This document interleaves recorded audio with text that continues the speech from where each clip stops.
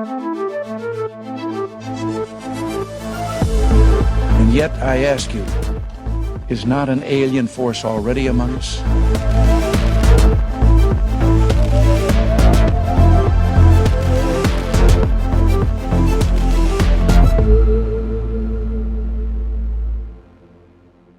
Hello and welcome back to episode 33 of Against the Grain. We're coming up on a year's anniversary since I launched the show. We're growing. Thanks for all the positive feedback that I've had on the podcast and on the little short films that I've made. I've got lots more great guests lined up for you over the coming weeks, so stay tuned for those.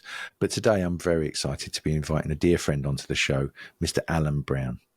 Now, when I first got involved in the crop circles, one of the things that happens when you first encounter them is lots of information, people telling you they're man-made, people telling you they're from aliens, people telling you it's about consciousness and souls, and all this information you've got to process and analyze and try and figure out.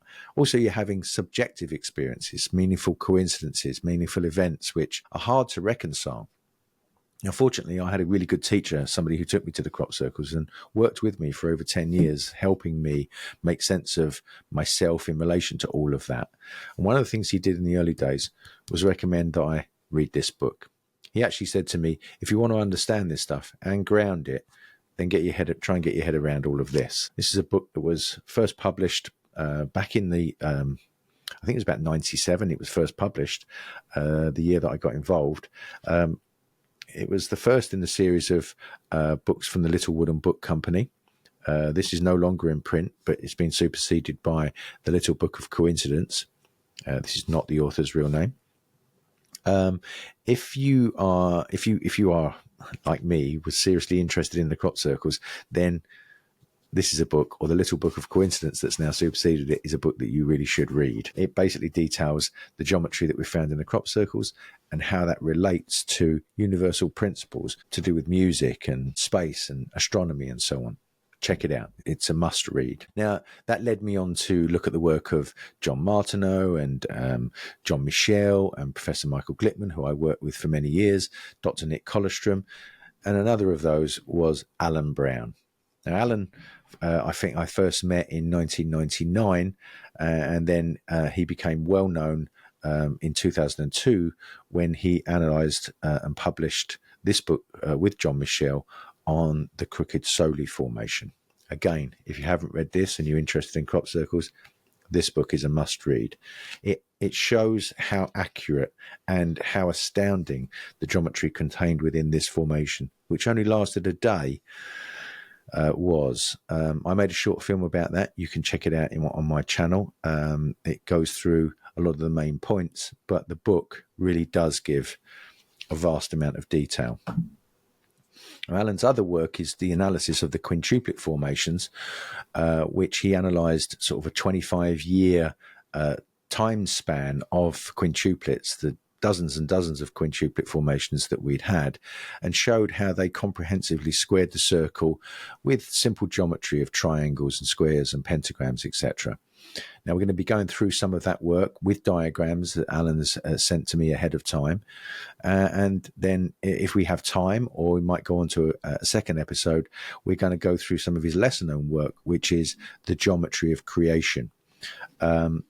Two big volumes that I've had on my bookshelf for many years of work that was done by Allan, which is absolutely, absolutely mind-blowing. I can't tell you how excited I am to finally get Allan on the show. We've been playing sort of message ping-pong tennis with messages backwards and forwards to each other to try and get this date locked down. And today's the day that we're finally going to record it. So what do they say? Fasten your seatbelt, sit back, get ready, because we're going to dive deep down the rabbit hole with my dear friend, Mr. Allan Brown.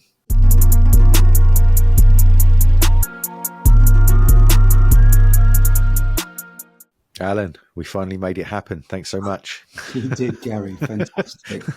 We've been playing sort of ping pong with each other on messages, trying to get a date together. I'm so happy that this has finally happened. It's only taken about 10 years. So. I was just before we came on camera, then I was just reminding you of when we first met. I think it was 99. It was 99 when Karen held that little conference in Alton Barnes. Yes, I remember that now. Yeah. And I was saying to you that what sort of led me in when I first because when you first encounter the crop circles, there's so much information, isn't there? Everybody's sort of piling, it's this, it's that, it's the other. And then you're also having kind of like, I was subjective synchronicity, and I know lots of other people have had them, synchronicities and stuff around it and personal sort of meaningful things that are going on in your own life. And one of the things that my teacher said to me when I was clearly overwhelmed with it all was, you need to, if you're going to follow this and you're going to stay with it, you need to follow the geometry, and pointed this book out to me. And this was the same for you, right? You picked this up in Exactly 97? right. Yeah, I picked up a copy at the book desk in the Coronation Hall. And yeah, I was just drawn to that book, and really that just started the whole ball rolling. I was just amazed by the geometry, and straight away I just felt, well, this is the way in, really. These John Martineau's early works, showing the sort of hidden geometry of some of those early pictograms.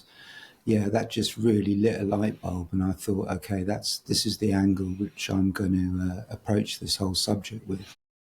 Did you do much geometry work at college and stuff then? Was it no? No, not at all. I mean, mathematically, I'm a bit of an imbecile, but So am I.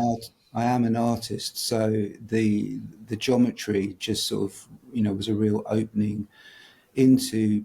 I mean, I think I do actually have a sort of mathematical component to me. Just symbols and numbers sort of spin me out, but geometry I just feel so much more at home at. So, I mean, I bounced up against the crop circles obliquely a number of times.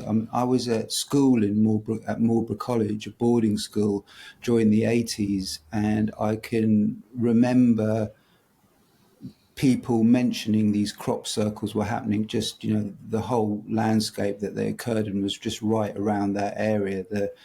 In the school grounds there is the twin of Silbury Hill. It's a sort of hidden mound that not many people know about, but that's where the art department was, right at the bottom of that hill.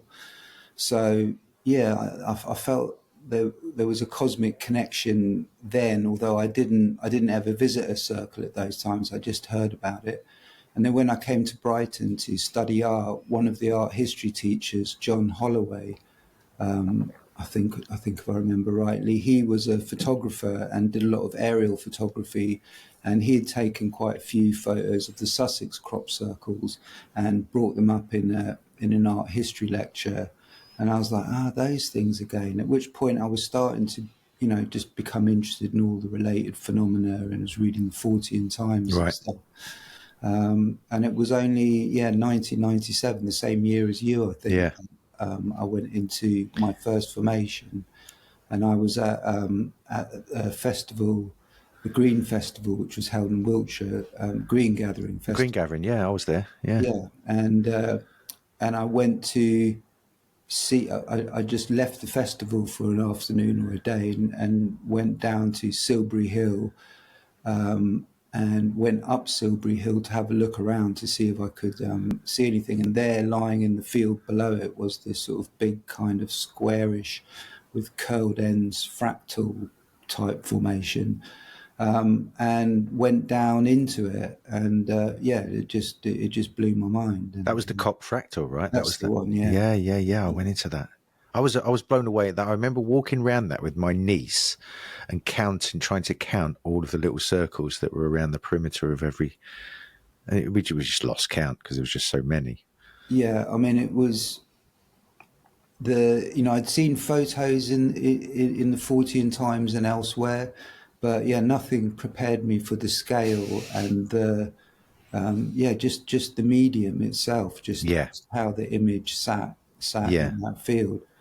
And I mean, there's a linked story which I think will kind of reverberate down through our discussion today. Is that I went back to the festival, just like buzzing from what I'd seen, and I took some psychedelics that evening, and I was with my then wife Alex, and I was looking up into the sky, and I suddenly saw these stacked rows of lights, red and white lights, and they were all moving in unison in this incredible dance. And I was just sat there going, oh my God, have I just dropped into another portal where I can suddenly see UFOs or whatever it was. And I was going, Alex, can you see what I'm seeing? And she said, yes, Alan, it's a kite. It's a kite. Yeah, it was a kind of layered kite, and that someone was flying at night. And so in a way, that was a really kind of important lesson that that I shouldn't take anything too seriously, especially Yes. my own beliefs, Yes. and also to sort of remain open-minded as much as possible. And it's such a difficult thing to do. It really is. It really you is. can tell from the binary nature of reality at the moment with there's one side or the other. And so being able to sort of steer a way through phenomena like this, it just felt a useful guide was, to not fully believe and not fully disbelieve, and just sort of allow one's imagination to inhabit the space that's created by that. Such good advice. Such good advice. I didn't get it as early as you. It took me several years to start to realise, because I was a fundamentalist in the early days. I was so convinced by my own experiences as well, and that saw that what I perceived to be, people claiming this and claiming that to be deceivers and so on and so forth, that you only, with the benefit of hindsight, get to look at yourself and go, oh my God, I was there. But then those kinds of, it's like the shadow work, isn't it? You get to realise that what you detest in other people, other things that go on in the world, you're capable of yourself, and that brings about a whole heart kind of knowledge of forgiveness and understanding, because you've got to give yourself a break, So it's been such a lesson for me in that regard, really, to have this whole journey. Beautifully put. Yeah, that's exactly how it felt to me. I of course have occupied every position within this phenomenon, from fundamentalist to outright skeptic, disbeliever, and circulate around the houses. But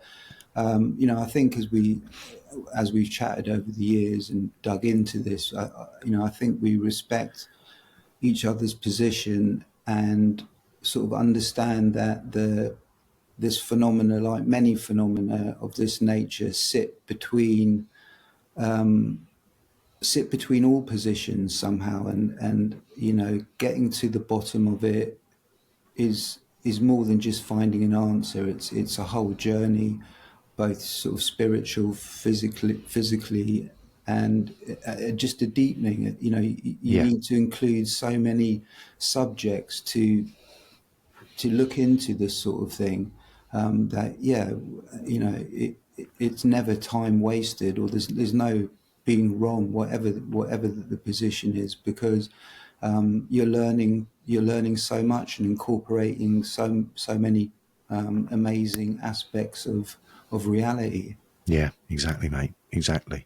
I've just recently turned you on to Jeffrey Crypal, didn't I? Who's hopefully in the next couple of weeks he's going to be on the show. We just got to fix a date up together. But I'm reading his book, How to Think Impossibly, at the moment, and that really nails what you just said, really, doesn't it? It's like all of these things come in, and it's like philosophy in the sense that there are no real answers. But what was it? I heard a quote the other day. I'd rather have questions to which there are no real answers than answers to which there are no questions. Yeah, exactly. My eldest son says, "Dad, you just love subjects that have no answers." And, I don't know if that's the intent I go into them. I think I go in trying to, I'll sort this out. I'll get this sorted out. Yeah, that's it. Yeah, put that all to bed. Yeah, but no, Jeffrey Kripal's been excellent, and also, I've been reading him, and also, of course, Patrick Harper, who I'm sure we'll mention along the way. He was a major influence in how to approach this sort of phenomena, and how to stay sane whilst doing it, or at least marginally sane, because it is difficult territory. It can take you to strange and difficult places. It really can. It really can, and it really has. Yeah. Yeah. Likewise. Yeah. I was almost tempted. That picture you've got it in the back of your book. Where is it? The Patrick Harper, that one. Yes, the befuddled traveller with the fairies dancing about him. So I drew that. I never quite finished it, but I drew it. I was doing it for my daughter back in the mid 2000s to draw this, and kept my hand in because I used to be quite good at sketching. But then it occurred to me, and I've toyed with this to have that as a back piece, as a tattoo. Right. Oh, wow. Yeah.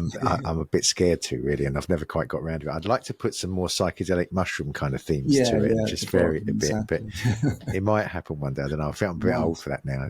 Who Yeah, knows? I stumbled on that picture in a book of fairy paintings or drawings or whatever, and I thought, oh man, that just really epitomises so much of it. It really does, doesn't it? The befuddlement and wonder. So from the book, The Harmony of the Spheres, then, and diving into the geometry. Oh no, I want to go back a second. The Merlin's Mound that you mentioned, I drove past it. It was my birthday a few weeks ago. My girlfriend took me out for dinner in Marlborough, and we drove past the Marlborough College, and I pointed out Merlin's Mound to her because you can see it quite clearly now. It's not so obscured from the Oh, road. right, okay. And of course, she said, "I've never heard of it. I've never, she lives in the area and so on." Was there anything that you found out about that is a good anecdote? Do you have any good anecdotes about that mound before we dive into all the stuff? Well, I mean, when I was at school, you weren't allowed up there because we were, people went up there to have a fly of smoke at the top. So, but I think I did go up it a couple of times, but there used to be a big water tank at the top and it was quite overgrown. And yeah, and because at the bottom there was like a sort of, I don't know, Victorian conceit, a kind of shell cave that was made and lined with shells. And I just assumed it was a kind of Victorian folly. And it was Right. only much later that I heard that they believe it's actually Neolithic and a sort of twin of Silbury Hill itself. So I was like, well, that's interesting that I had this sort of life affirming direction of, the art department was my sanctuary there, and the windows looked out onto that mound. So I was there, right next to that mound for about 5 years. And the other thing, big sort of connection I felt to the crop circles was that I used to love cross country running, Okay. and I'd just like to get out of the confines of school and just go and run on the downs and just be free of it all for a while.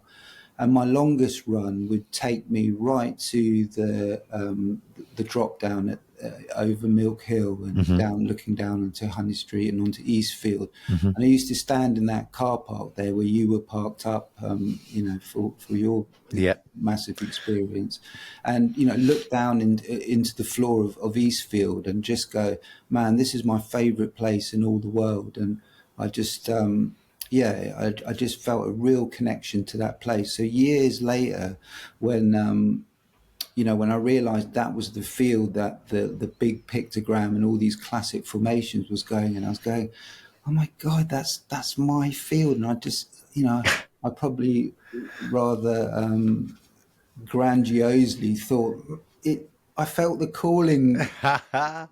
But that's it, isn't it? Those are the things that like fuck with your head, really, because those kinds of things happen. You think, why have I been singled out here? Because it certainly feels like I've been singled out, and that's the whole.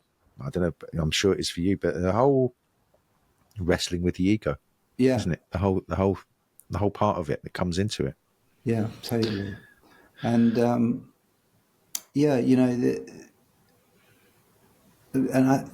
I'd become interested in the UFO phenomena, and I'd had a few quite massive experiences on psychedelics, and in that whole field of wonder and confusion. And when I saw the crop circles, and I guess the language and talk around them, they felt that they sat right in the sort of center of those massive experiences somehow. So it was like a sort of moth to a flame. I was just drawn to the mystery, and like many people, its tangibility just felt more accessible than the the flitting nature of seeing lights in the sky, Yeah. or Yeah. feeling that sort of thing. And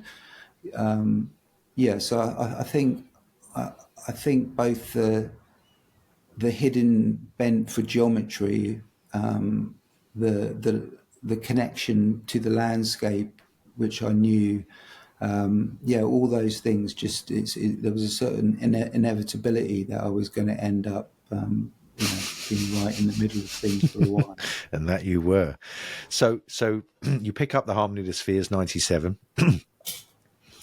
What's the next step for you? So in 1999, by the time that I meet you, and you're sort of like holding, laying out some of your research, where were you by 99, and how did that lead up to Crooked Solely? Yes, I was living in Brighton, and I'd had my first child in 96 and my second in 99. I'd been involved in a lot of sort of environmental protests and that sort of thing. So it was only kind of tangential until that first visit to a crop circle, and then going to the Coronation Hall crop circle conferences, where I heard Michael Glickman talk, and I was just sort of blown away at his reading of the phenomenon of the geometry. So I don't know how. I think he held a geometry workshop for a couple of days one weekend. It was in winter. It was cold because I went with a friend and we were camping, and it was bloody freezing. Just getting into the hall to get warm was amazing in itself. But yeah, so I did that, and that's where I learned how to. That was really my start of actually constructing geometry, learning how to, construct a pentagram, square, Okay. the circle, these sort of basic tools. And yeah, that. So I think from that point on, in one way or another, I was in contact with Michael. Right. And I just started to attempt to draw the formations. I mean, Michael was drawing the formations, and I set about doing it too. I didn't really have. I just got a computer, and I was just trying to work out how to use it all. So I was doing a lot of just with paper and compass and stuff. And one of the amazing things that the phenomenon has thrown up, the phenomenon has thrown up, is these people out there who are just amazing at geometry, Yeah. and able to back construct formations in a way which, I'm sure sometimes may not have ever be the intention behind the making of the formation or the geometry behind it, but their reading of it was so eloquent and other level and interconnected, and that it's just beautiful seeing just the skill and latent geometrical expertise that some people had. So it was always a bit of a struggle for me. I really had to sort of it was like mistake, no, it doesn't look like that, I can't get that to work, whatever. But it just putting in all those hours and starting to see connections. I was also started going to Andy Thomas's meetings up the road, which Burgess Hill, which is just up the road from Brighton, and those were brilliant. Met lots of people there, and so I was just starting to explore geometry and just notice connections. I mean, one of the years down the line, I met a guy called Malcolm Stewart, who was... He wrote a book, didn't he? I think it's... Yeah. I've got his book somewhere, the geometry book, I mean, he again was sort of obliquely interested in the crop circles, but he was just really fresh the way he thought about geometry. And he did it... I first heard him when he came to give a talk at Andy Thomas's meeting. And he was just saying, the thing about the geometry is there's just so many hidden discoveries to be made. It's not a closed book. It hasn't all been done before. You start playing with it, you're going to discover amazing, wonderful things. And, I was like, wow, that actually turned out to be the case. Once you sort of find an in and just follow the questions that rise in your head and notice the connections. Just amazing things bubble up. So I worked with him a little bit on trying to do some of the diagrams for his book. So one by one, just I was starting to meet other geometers, John Martineau, Michael Glickman, then John Michel, all of whom I had a fruitful relationship with and learned an awful lot from, and and just began to include and read so many related fields. John Martineau's amazing works on the geometry of the solar system, and I was reading about the Pythagoreans and music and this whole sort of Platonic philosophy that is suffused in our Western esoteric tradition, and indeed our Christian tradition. The number and the conception of the nous, or the divine through number and that sort of thing. So it was just a gradual deepening through doing, really. And there's a couple of things you mentioned there. One of them's playing, and the other one's these principles. So in my own art, I've been a martial artist, as you know, since I was like 5. And where I'm at with it now, I've gone through all sorts of different systems, and I've been doing this particular style of Kung Fu for nearly 30 years now. And it's like, I've also studied African music, and so there's this correlation between the geometry that you make with your body being sort of pentagonal, as it were, yourself, and also with music, with a number of interplay. And what happens, you learn these basic principles, which they say, in the old sort of cliche of like, it takes minutes to learn, but a lifetime to master. If you're lucky, you master it. But playing with it brings out discoveries. It's only when you let go of the serious attitude and look at it with that kind of innocent, or play with it like an innocent perception of a child, that new stuff and your own individuality seems to lend a spark towards coming out with something which other people have never noticed before or never seen before. And that's what all of this seems to have in common for me. That what you've just described, you learn those basic principles, you talk to some other people who've got their particular view on it, and you gather a different variety of perspectives, and then from that a synthesis or a symbiotic kind of more than some of its parts comes out of all of that for you, with your own individual part at it. Would you agree that that's sort of like the process?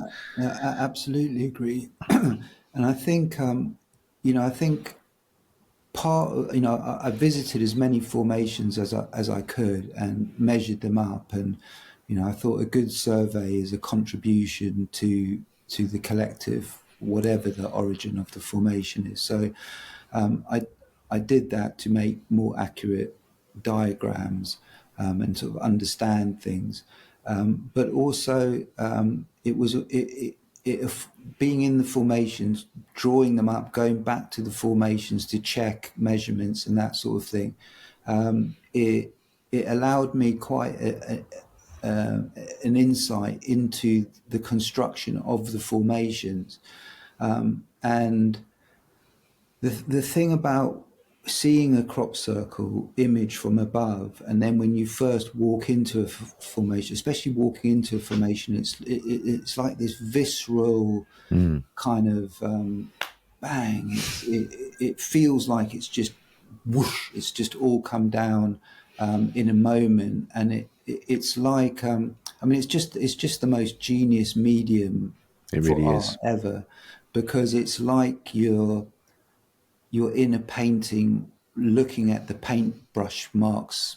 You're in it on that level, like an ant walking around a Rembrandt or something like that. It's this other perspective, and it really flows the way the crop is laid down. But when you kind of start to look closely, and when I've constructed the diagram, I was going, okay, well, if I was to make this, or even to draw it, I need to make this circle first, and then I'm going to use that circumference to strike this arc.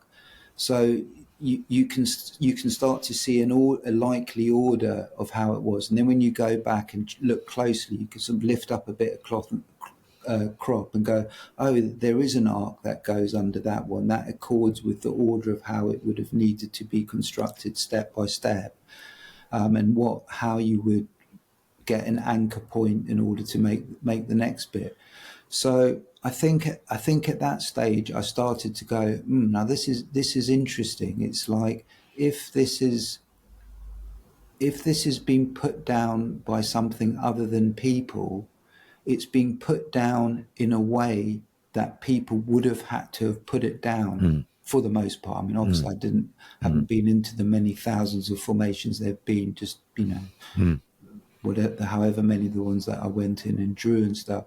So I was like, okay, so that's an insight into either it is people doing it, or if it's a unknown phenomenon doing it, it's doing it in such a way that you can't uncover its validity or veracity through the construction process. Yeah, so it's kind of like, and I think this is where I sort of, along this path, this is where I stumbled into Patrick Harper's work on the Daemonic, about the Daemonic essentially being both material and immaterial at the same time, and that kind of non-binary nature of these phenomenon, like UFOs, like crop circles, like, well, I mean, not so much Patrick in his book, but like the psychedelic phenomenon, or experiences, mystery big cats, all these things. It's like being able to pin them down in one camp or the other is difficult, if not impossible, to do, and that indefinability of it almost becomes the characteristic of a daemonic phenomenon. Yes. So that's that sort of gave me an in of how to look at it, and and then later on meeting people and chatting to people who were making them, and going, okay, I can see that there's undoubtedly some or many that are being made by people, but I'll never know fully because there's just no way of knowing, because I can't. I'm just deducing and patching bits of information that come my way, and it was important to dig into the phenomenon in that way, but ultimately, I came back out of it going, even though it's important to be accurate, because I think the more concise and open-minded and clear thinking you can be, the better the quality the data you'll be working with. But ultimately, I mean, and I've heard Scott Onstott talk about another great crop circle geometer and crop circle geometer, talk about the same thing, is that the important thing is what the phenomenon, however it got there, opened up in our minds. Like, yes. For him, his work in geometry was inspired by the crop circles. I don't know about John Martineau, but certainly he was there early on in the scene, and he's one of the great geometers. Oh no, there's a line in his Book of Coincidence, the main book, which says at the back, towards the back, that the body of work, once he's gone through all of the planetary relationships in relative orbits and sizes, etc., he says at the back, with the tangential, when he noticed the tangential nature of the quintuplets, that the body of work that he just demonstrated came out of his analysis of crop circles. So it led him down that road. It led Scott down the road to do secrets in plain sight and so on. So you're absolutely right. It's what it inspired that particular mind of Scott, John, and yourself to do as a result of encountering the crop circles that was more important. Exactly right. And I think, in my reading, even if it not that we ever will be able to, but if it turns out that every crop circle did have a human origin, the fact that they created this phenomenon largely with this implicit understanding of just make it and leave it and don't claim authorship, that in the, which at times felt like hoaxing and trickery and skullduggery, which it kind of is on one level, because it's fucking with people's minds. But if it what doesn't kill you makes you stronger, kind of thing. And so, but the point is that in their unauthored nature, it posed a mystery which allowed a space for us to inhabit that mystery and allow our imaginations to expand out the confines of a sort of limited materialistic view, even if it had a materialistic origin. And as you've chatted to many people who've been connected with the phenomenon, the levels of synchronicity and personal meaning and magic and mystery that has come in the back of that, it's like it's been a generator of daemonic behavior. And Patrick's description of the daemonic, it's not demonic, even though it can be demonic if it's ignored. It's like, but it's a sort of invitation into the mystery. Like he said, reality is not a problem to be solved, but a mystery to be entered into. Yes. And it's that sort of thing. And so, I think that's why I stepped back out of the phenomenon for a lot of years, because I felt like I'd kind of gone, to me, they do seem like they're man-made, or they potentially have a large percentage of them being man-made. But I don't want to dirty the water for other people connecting with this mystery. And in fact, in latter years, and since we've been talking, and me coming sort of back out to share my work, is I've sort of come full circle again and going, I don't know, I don't know what's behind these phenomena. Even if there was only one simple circle right at the beginning of it all that was formed by some other intelligence or some collective intelligence, the fact that what it spawned or generated, and in fact, that kind of is the recorded history. Doug or Dave, whichever one of the early hoaxers, got the idea from a UFO spiraled nest in reeds in Australia when he was out there as a young man, and he came back and thought, let's replicate that. So the origin of this mystery is unknown. And I think what I feel now is, and to be fair, this is what some of the circle making teams also indicate, is that this is a collective experience. Their work is part of it. The work of the researchers, the work of the people visiting, it breaks down the usual barrier between a painting or a work of art or a scientific theory and the reader, viewer, watcher.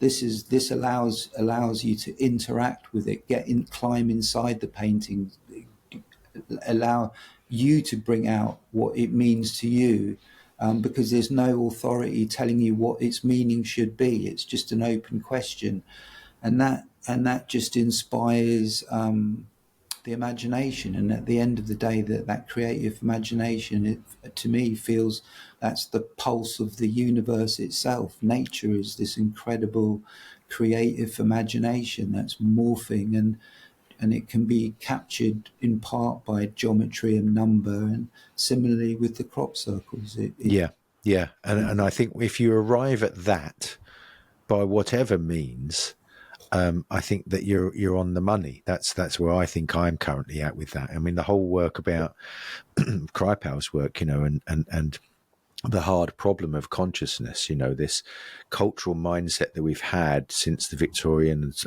and our dive into the objective sciences, and the need for certainty, and the dismissal.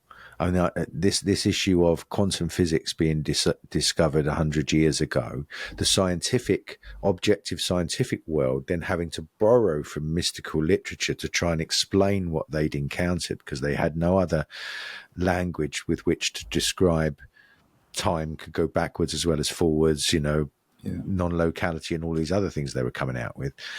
But the humanities, the way that we relate to ourselves, philosophy, subjective experiences which can't be explained, of which when you speak to people, everybody has a story that can't be explained.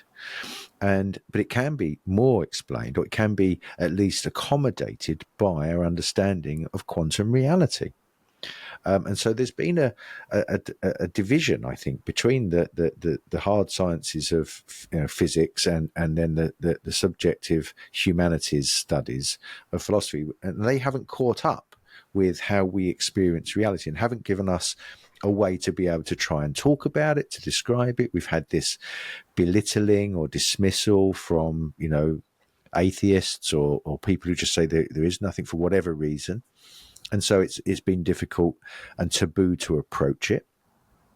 And that brings up the whole thing about the origins of it, because if it's the crop circles are accepted as just man-made, as a prank, as a joke, which I have to say some of the circle makers are, it seems, insistent on really being fundamentalist on that extreme, to get you to it's all just a laugh, it's all just a joke, just to trick you, kind of thing, and not acknowledging the things that you've just mentioned about what it can do for you and how it can open up your inquiry into the mystery of the universe and so on. So if it's just dismissed because of those kinds of fundamentalists, then it's a shame. I guess that's what sort of spurred some disappointment in the early days about how people could be blinded to what is really a mystery. Then regardless of the journey that you've taken, this circle where you've come back full circle, regardless of the origins, at the end of the day,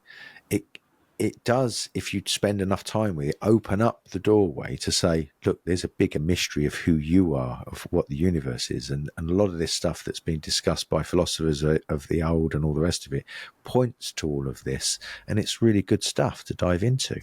Oh, yeah. I mean, it's absolutely fundamental. And it feels like every path that I've set out and leads me back to this same point. It's this sort of, like being a dualist is a dirty word in the modern age. It's like everyone needs to be a monist, whether it's consciousness is fundamental, materialism is fundamental, and I feel quite I feel like the Daemonic approach is you, just like there's a left brain and a right brain, there's a center and a circumference. We are sort of suspended from our earthly perception at any rate, between these two subjective and objective realities. And I had a really vivid dream early on in the crop circle, getting into crop circles. I was in this sort of watchtower, like a wooden watchtower, where they check out for wildfires in America and elsewhere. Right. And it had a wooden floor, and there was a sort of square table in the middle. So it was a square watchtower. And I was walking around doing something, and my shoes or boots or feet or whatever were making a kind of click, click, click, click. And I was going, they're beating out a lovely rhythm there. And I thought, I'm going to try and mess up the rhythm. So I sort of threw in some sort of random moves, but whatever I threw in, it just enriched the rhythm. And it was like I couldn't not create Really? this beautiful syncopated rhythm. And I was like, that's interesting. And eventually I stopped and I looked out the window, and there was just this massive crop field, like heartland American prairie vibe. Yeah. And and it was just filled with crop circles, and I was like, oh my god, that's what. And then it was like I sort of clicked, or there was a click, and it like a kaleidoscope turning. It just went just one set of crop circles turning into another, and from all four directions. Wow. So yeah, I mean that was Almost like cymatics, really, where the yeah, tune's like, changing and exactly. it's It's changed, cymatics. morphing. This sort of, there was like this rhythm that I couldn't not be part of, and this sort of connected cymatic kind of thing. So yeah, that was a real standout dream, and yeah, so there's just so many elements in it. I feel like anyway we should probably dive in. I was just going to say I lost my train of thought when I was talking about square and a circle, and I wanted to say, because you were talking about this binary thing with the subjective and the objective, the dualistic thing. I like Kripal's phrase dual aspect monism from sort of great, Pauli, isn't it? Yeah, I was like, that's what I'm going to hang my hat on for the moment. That's the one. Brilliant, yeah. So that, I mean, that's been resonating with me lately over the last, since I've been diving more into his work. It just starts to make sense, doesn't it? But I think you need that, all of what we've gone through to start wrestling with that concept. Yeah, I mean, and the concept, anyone who hasn't come across it before, is that subject and object, material and materialism and soul or whatever. Yeah, they don't. One's not created from the other. They're both aspects of a deeper reality of which they both emerge from. And yeah, I mean that just beautiful. That just encapsulates it, doesn't it? And yeah, and so you mentioned the squaring of the circle. Yes, and I learned that construction and that concept from Michael Glickman at his geometry lesson in Coronation Hall in Alton Barnes, and and for me that was like the ultimate symbol of all this that we've been talking around. You've got, if the circle's symbolic of spirit, soul, subjective, the infinite, then the square is the representation of the material, the earthly, and it's just these opposites.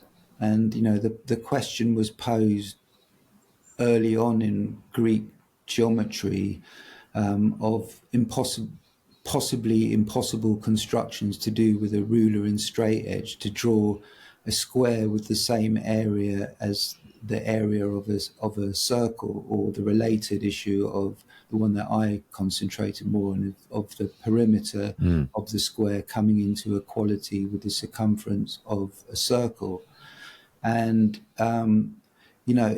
what I found fascinating about that construction was that at some point it was banned from the academy in France. In France, that's right, because every nutter like me and you, Gary, were drawn to this because of its mystical nature, and were posing possible solutions to the squaring of the circle. And they had to ban it because no one else was concentrating on any other important bit of mathematics, which speaks deeply to the human spirit. Doesn't it? It's no coincidence that the squaring of the circle had the power, or has the power that it does, because it's such a beautiful, powerful symbol of the mystery of reality itself. And it was only in 1882 when it was finally proved that it's actually impossible to construct with a ruler and there are ways of doing it elsewhere, but without a ruler and straight edge. And at which point, it kind of, it just bubbled along with it. I mean, it's embedded in our language. You still hear it today. Yeah. The possibility of squaring that particular circle. Yeah. Whatever. Yeah. But the thing, to me, that understanding, it was because of the infinite nature of pi that it was proven that it didn't work. It wasn't possible to do.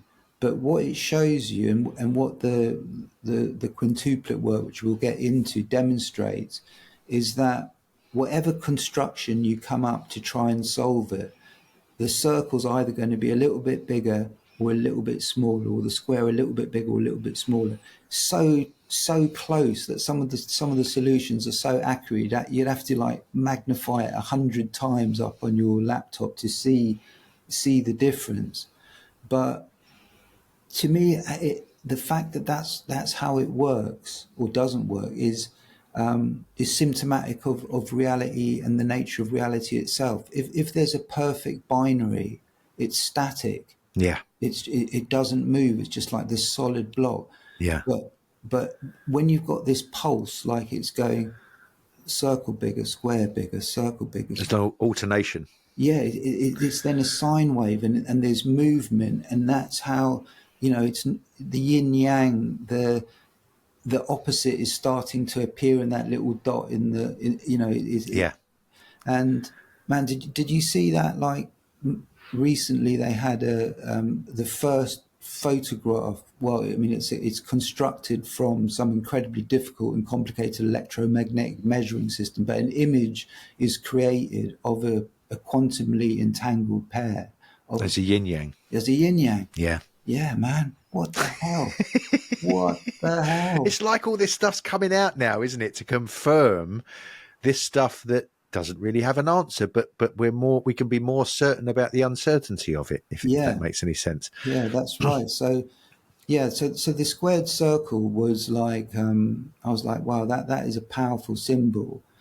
And then I can't remember the year that Michael 97, was it Headborn Worthy? 97. Headborn Worthy, 97. Yeah, like a very odd quintuplet. I mean, well, maybe we should. I mean, we're going to dive into the quintuplet. Let's dive into. I was going to dive in. One little anecdote I wanted to say to you before I do now, because it just came up in my mind when you said that about the banning it in the French Academy. You know, when Castaneda released Teachings of Don Juan in the University of UCLA, it was like anthropology students in their first year. That was the first book they were given. Right. First book, first day, read this, right? It's a PhD student's thesis on Teachings of Don Juan. 50% of them left and went to Mexico to look for Don Juan. Wow. Because the nature of the spirit was to discover, this is it. I don't need university. I'm off. I'm going to find Don Juan and get the secrets of the universe. Same thing. Yeah. See the same parallel. Yeah, exactly the same thing. And then years later, it turns out that the story may not have been quite. Yeah, no, it's fake. We're told, but that's the thing, is that sometimes the imaginative captures something deeper. Yeah. Than the thing it purports to be. It's exactly like that. I mean, and you go down through esoteric history, and that trickster element is in there. That hermetic, mercurial, Dionysian sort of head fucker. Which I mean, in Patrick's reading, comes in when we focus too much on the Apollonic, the clear light of reason, like the Apollonic scientific method, which is incredibly powerful, rational and lucid. Yes. But just when it's about to declare that it's got to the bottom of everything, quantum mechanics appears, and then boom, the whole thing's stretched open again, and that's the that seems to be the deeper nature of how this works. So definitely, that's a beautiful definitely. So the quintuplets were this family of formations that appeared in the early days. So we had simple circles. We sometimes had one or two or more circles next to each other, scattered randomly, seemingly. And occasionally a circle with a ring around it, but probably the most complicated class of crop circle that appeared was what was dubbed the quintuplet, like the five spots on a dice. That's a typical quintuplet. So we've got the the center circle, and then these 4 satellite circles or daughter circles, which Michael outlined the rules that they usually followed, although they did break them all at some point or another, was that these smaller daughter circles were the same distance away from the mother circle as each other. So they're all the same distance from the center mother circle, and they were all set up in an orthogonal right angle relationship to each other. So you had a north, south, east, west. And these, I think the earliest quintuplets that were documented in this country were in, I think, 1983. And they've really continued to appear right the way up until the present day, often in the latter years being incorporated in some way into a larger design. Okay, so these were the quintuplet formations, and John Martineau, in his early work on crop circles, noticed that there was various geometric relationships sort of hidden within them. So that was one aspect of insight that I got. And the other aspect was a crop circle lecture by Michael Glickman, where he talked about this particular formation, Headbourne Worthy, which I think was from 1997, although I think his lecture was a couple of years later. But basically, the daughter circles had bled into the main mother circle, so it was quite unusual, and they each had a ring around them. And Michael had the incredible insight that actually you could place a square around the mother circle, and then you could put a circle through or around the daughter circle. I can't remember the configuration, but basically it contained a squared circle within its design. And that was another light bulb moment. I was like, wow, what an elegant, beautiful way to demonstrate that squared circle. And then I was, it stuck with me for a year or two. And then I thought, hang on, I wonder if any of the other quintuplets have ever shown us a squared circle. And I don't know, Gary, if there's something I sent you called a gallery of all the squared circle. Yeah, I think so. Solutions. Yeah, that's it. Okay, so what this showed, I mean, I only arrived at this at the end of all my work once I sort of found all the different ways it can be done, but that just sort of shows you how a simple arrangement of the daughter circles could demonstrate a squared circle. So in the first one on the top left, you could have a square touching the inside of the daughter circles, tangenting each of them, and you can have. I should get my glasses on so I can see properly. And then you could have the circle touching the outside of those daughter circles, and if those daughter circles were of the exact right dimension, and they were sat in relation to each other in a very specific relationship, it could demonstrate a squared circle. Where if we go to the one next to it, you could keep the circle the same, touching the outer edges of tangenting each of those daughter circles, but the square could run through the center of the daughter circles. And then similarly on the one next to them, the square could sit on the inside and the circle could go and so on down. There's all these different variations on how it could be done. Right. And but so that gives you quite a spread of different shaped and sized satellite circles, some big in relation to each other, some very small. But those are the only ones that I could find. And this is part one of the mystery, is that the aesthetic of putting 5 circles in a field, a mother circle and 4 daughter circles, is circles of a limited size. So unless it's almost like the field size determines the edges of how that could be sized, but also the aesthetic of how that would appear from looking above. If the daughter circles were so small and so far away from the mother circle, you probably wouldn't recognize it as a quintuplet, and it just wouldn't look very good. So there's a certain aesthetic proportion which the quintuplets sort of almost like demand to be sat within just to look good.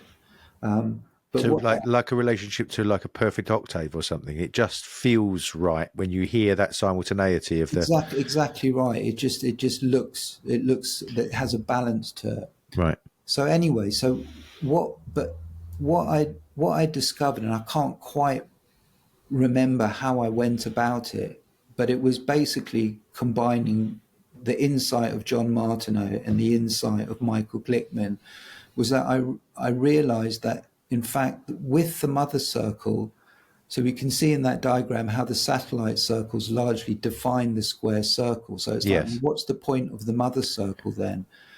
But what I realized with the mother circle, the whole quintuplet actually contained not just the solution of the squared circle, not the final figure of the squared circle, but the steps by which you geometrically arrive at how to construct that. So it contained the construction geometry within it. So if we jump to it was like, say, the Bratton Bratton. quintuplet, which Okay. is That's Bratton. okay. So that one's got a ring round it. That was probably one of the first ones that had a ring. Yeah. Yeah. Okay. So that's how. I mean, this is it idealized. On the ground, it may not have been quite as perfectly 90-90. Maybe each of the satellites wasn't exactly the same because it depended on the measurements taken by someone, and crops planted in drill lines in rows. So there's always a little bit of wobble what the definitive measure of it, but that's pretty accurate. But you're clear about that in your work, aren't you? You Yes. show the differences of the actual and the idealized and how much of a percentage they're out. Some of them are exact and some of them are just very marginally out. But it's important that you show that, I think. Yes, that's right. So I don't know if we can flick onto the page that has like the construction sequence. Yep. Okay, number one. Okay, so that's how we're going to start our construction. A simple circle, compass point in the middle, pencil open, the radius, and then a circumference is drawn. And Cool. the other thing that to point out is that all these geometrical solutions are technically doable with just a compass and straight edge. So I haven't used any No measurements. Yeah, no measurement. It's all relational. Okay. And for those who aren't versed in geometrical constructions, what's the significance of doing it from that using that method where there's no measurements involved? What's the objective significance, and what's the subjective, spiritual, soulful connotation to that? I mean, the objective, one of the objective things is because that's how the problem was first posed by the ancient Greeks. They said that that geometry needed to be construction just with a straight edge without any markings on it, any measurements on it, and a compass.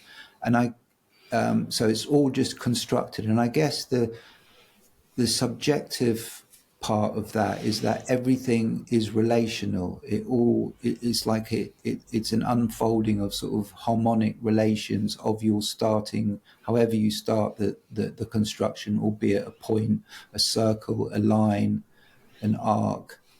Everything's related to everything else. Perfect. Thanks, Alan. That's perfect. That's it. It's all about relationships, isn't it? Yeah. Okay. Let's just get number 2 up.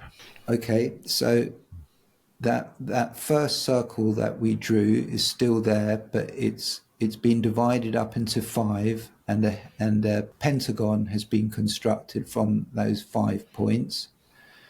and then a circle has been centered at the vertices of each of those 5 vertices, and the radius of those circles is half the length of one side of the pentagon, and you strike a circle. So you do that at each of the corners of the pentagon, and their radiuses are all identical. And when you do that, it contains this smaller circle which touches those 5 bigger circles. And so that's all easily constructed with compass and ruler, or just arcs and circles. And that's determined both our opening circle's still there, but we've now got this inner circle, which is going to be the mother circle. Right. Okay. We flick to the next one. Next one. There we go. That's the next one. Okay. So I just knocked back the last construction into a lighter grey, so you can just see its relationship. Now, with this one, we've divided that mother circle up into 3, and we've constructed this interlocking series of circles. Now, technically, you couldn't do this in this order, working from that circle backwards. What we'd have to do is our first circle would actually be the little circle that's contained in where those 3 circles overlay each other. Yes. And we would work outwards. But I've just broken it down into the simpler form, just to show you as a visual snapshot just what the different constructions are. I think Michael called it a convex equilateral triangle. That very center circle, Yeah. it's like you can see it's held within a triangle made up of 3 curved. Yes. And that's lines. appeared in its own right as a crop circle, isn't it? I think in 98 there was a formation that had that kind of did you say That's right. Yeah. And Michael pointed out that shape is the shape of the camshaft or something in a Henkel engine. Oh, yeah. Astonishingly, that curved equilateral triangle, if you were to sit it within a square, you could rotate that equilateral triangle around in that square. In fact, 2 secs, I'll just go and get it for you. Oh, yeah. Great. Go for it. Yeah. Right, so there's our convex equilateral triangle, and in the diagram, that inner circle just sits neatly in that. Yeah. But it's contained by this shape, which is made up of those 3 larger circles. Got it. And the astonishing thing about this shape is if you put it into a square, you can rotate it. You can. Let me just stand up. Wow. And that's used in a Henkel engine, did you say? Yeah, so that there was a make of car that used this as its either piston or its camshaft or something like that. But yeah, that's just an interesting little aside. Well, it just made me immediately think of the imaginary number thing in Euler's equation. You know, there's that relationship to air traffic control. So this imaginary number, the square root of -1, actually has an application in the material world. So yeah, that made me think of that. That's another one. It's a sort of beautiful way in which 3 and 4 unexpectedly interact. Okay, so we go back to the diagram. Go back to the diagram. Okay, so now what we've basically got here is everything that we need to just construct the final quintuplet and the solution to the squared circle. So that circle that's sitting in the middle of the little curved triangle, right at the center of the formation, is the daughter circle. Right. And the circle that contains the threefold bigger circles, that's the mother circle. Yeah. And the circle that we opened with, the circle that contains the pentagon, that is this. It defines the point where that satellite circle or daughter circle in the middle of the mandala is going to sit. So you just pull that small circle in the center out to the edge and sit them on the opening circle that we drew in step 1. So if we go to the next diagram. Next diagram. Okay, so there we go.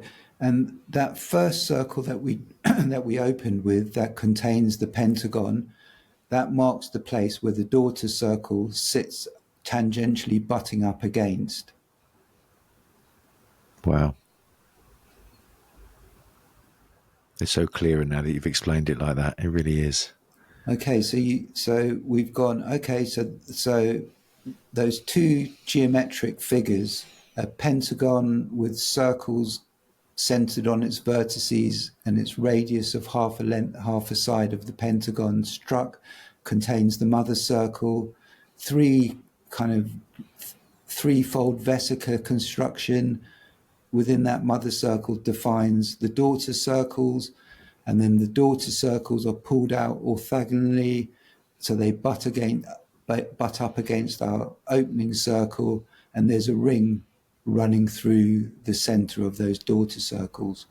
So then if we go to the next diagram, okay, so then you can now see the hidden squared circle.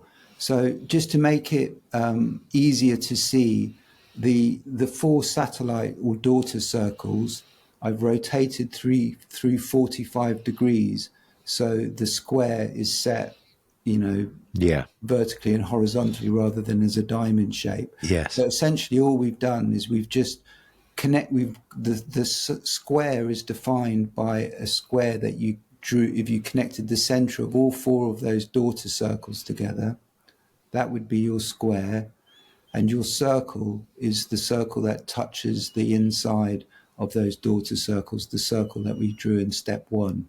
Got you. And that, if you construct that, it would be 99.98% accurate to if it was possible to do it 100%, but which it isn't. But it's that's the thickness of the pencil line, isn't it? Yeah, I mean that's exactly right. You wouldn't visually be able to see that was not perfect at the resolution with which we've drawn it. Wow. So what I then did was just basically go through every formation that I could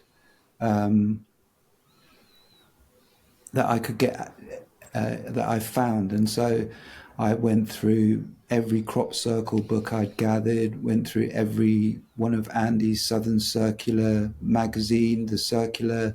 I went through the database, Mark and Stewart's database on the web.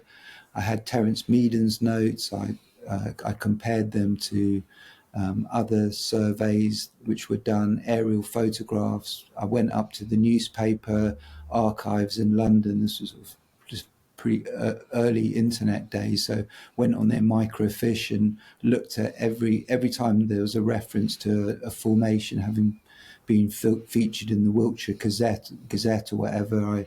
I took a copy, so hopefully I could find an aerial photo where survey measurements didn't exist.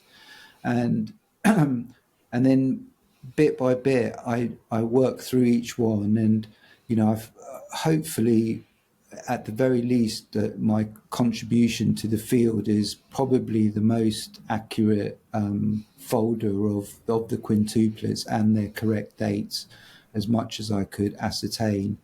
And I put those all together in a gallery. So was it this, Alan? Was this the first? So that was kind of my introduction that I wrote. I wrote to sort of accompany the piece, and then I kind of gave up on that for some reason. But what I did was just compile in sequential order of their appearance all the data I could find on whatever book it came from, whatever aerial photos that existed, if the newspaper articles, put that all together, and then my analysis of the formation and built it up, and that became the sort of patterns of coincidence folder, which what I've got, was everyone that I followed. or analyze. So I don't know if you're able to just bring up the one that says actual silhouettes. Actual silhouettes.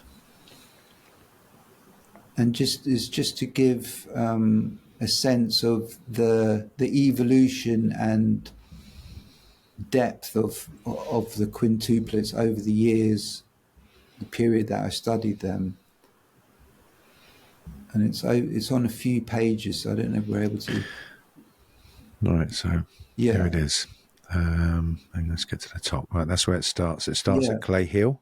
Okay, yeah. So it starts at Clay Hill. We'll go back to analyze that one. That was the first one that appeared, and unusually, the satellite circle, the east-west and the north-south daughter circles are different size and differently spaced. So the first one was an anomaly. But then so that was in 83. Yeah. And then we've got these, so we just go from left to right down the page. So we sort of, the one we've just looked at, Bratton 1, was the first time a ring appeared. Then again at Bratton 2. And then you can see some of these, the quintuplets were a bit off. They weren't exactly orthogonal. Yeah, like in Clay Hill here and Wiltshire 84. Those two there. Yeah. And then we scroll on and we see we've got a partial arc at the bottom left, and then a couple of half arcs with a ring. Yeah. And then suddenly the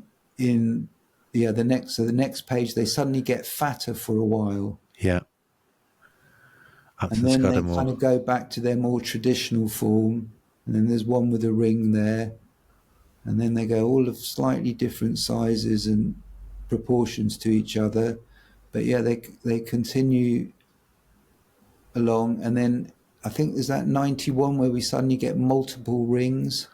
91. Here we are. Yes. Oh no, Upton Scudamore 1990 and Upton Scudamore again. Yeah. So those, and the ones above it, there's something like kind of planetary orbit stuff comes in for a while, and then it kind of reverts back to a simpler one with a much fatter. Then the mother circles seem much fatter and closer to the daughter circles, and they're all kind of got rings around them. Yes.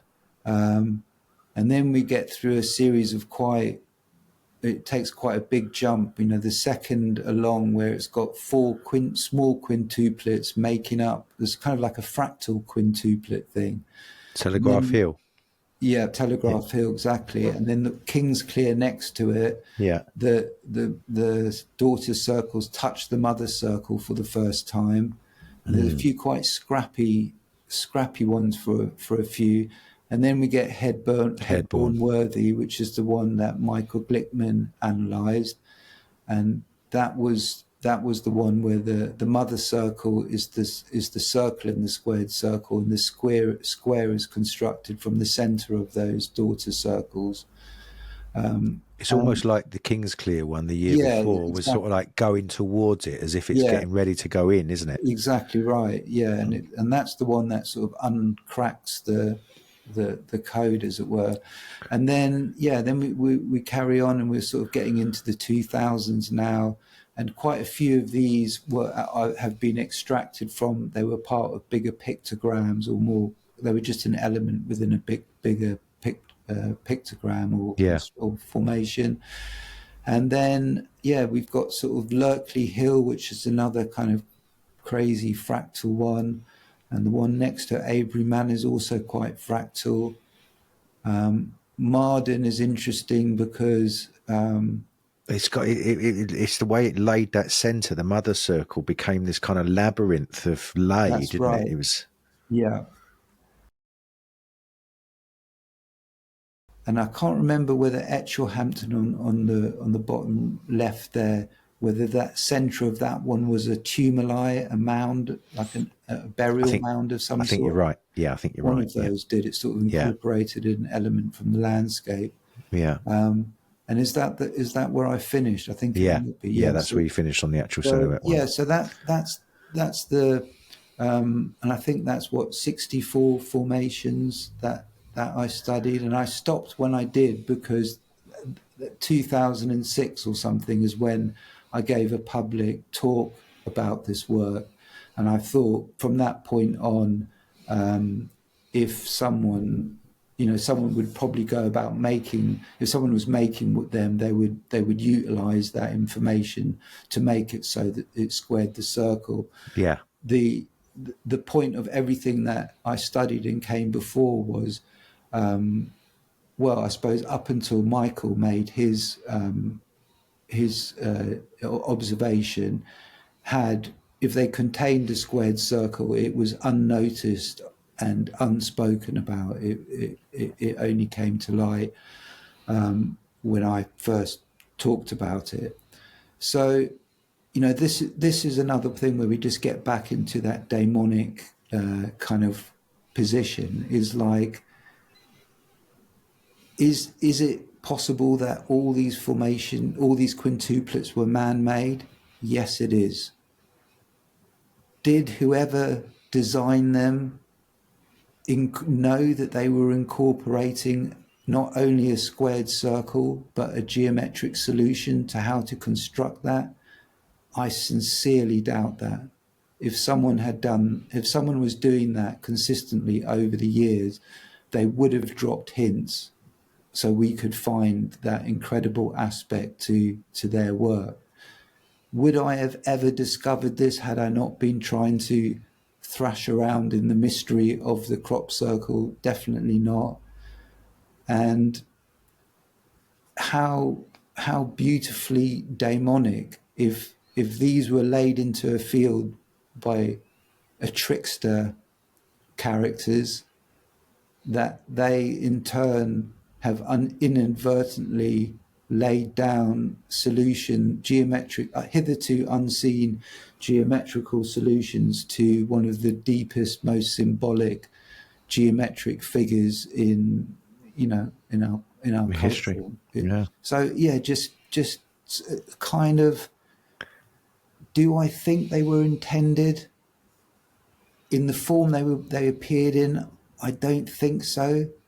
So in that sense, I feel like, if it's laid at my feet going, yeah, this was never intended, you just invented this, I'd go, I didn't invent it, I discovered it, but I could take on board that the discovery was perhaps never intentionally meant in it, but through the sequence of people who each in their own way became fascinated by the mystery, work that they produced came together in such a way that if any of those people hadn't been drawn to the phenomena to make the discoveries or had the insights that they did, it wouldn't have resulted in me finding what I found. So it's just wonderfully daemonic. It's like we don't know if it was intended, if it was meant, but the fact of the matter is, there it is. And any solution that, I didn't go in, when I studied each formation, each quintuplet, I sat down with my CAD program and my measurements, and it was like, I was excited to see what would appear. And how I was able to do that was that in John Martineau's A Book of Coincidence, there's an appendix at the back. Yes, all the relative radii. All the relative radii. So he starts off with two circles, one smaller than the other. But as you change